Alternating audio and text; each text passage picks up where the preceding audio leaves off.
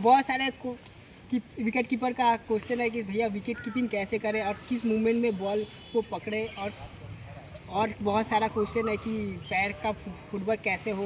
ये सारे चीज़ को लेके हमको मैसेज किया था, तो मैं आज तुम लोगों को वही चीज़ दिखा रहा हूँ। सबसे पहले ये ध्यान रखो, विकेट कीपर होता है सबसे एक्टिव पर्सन।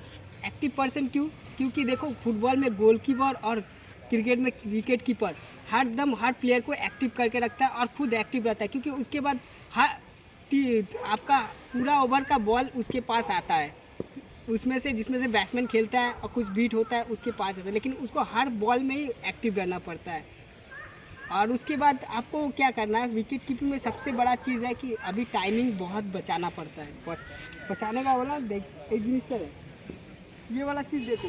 विकेट कीपर सबसे में क्या होता है, विकेट के पीछे खड़ा रहता है, ये चीज़ मूवमेंट करके, ये मूवमेंट करके, ये इससे क्या होगा विकेट कीपिंग, ये चीज़ और टो पे रहना पड़ेगा।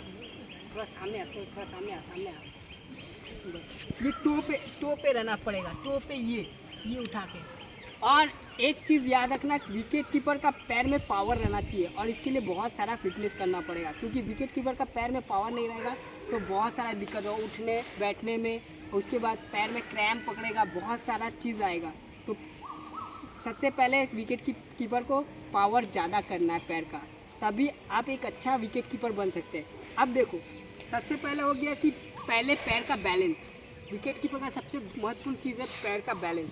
बैलेंस रहने के बाद ये टो को उठाना पड़ता है, टो को रखना पड़ता है और हिल को उठाना पड़ता है। हिल को इसलिए उठाया जाता है ताकि अगर हम हिल टो पे रहेंगे तो क्या होगा, हमारा बॉडी का मूवमेंट इधर कर सकता है। अगर हिल पे रहेंगे तो क्या होगा, हमारा बॉडी अटक जाएगा, मूवमेंट नहीं करेगा, इसलिए हम लोग को टो पे रहना पड़ता है।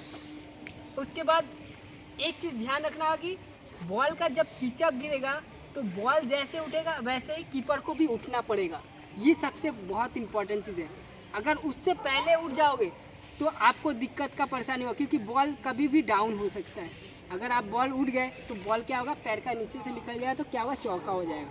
तो जिसके कारण बॉल के साथ विकेट कीपर को उठना पड़ेगा। अगर बॉल इतना ही उठा तो विकेट कीपर को इतना ही उठना पड़ेगा, और इतना उठा तो इतना ही उठना पड़ेगा।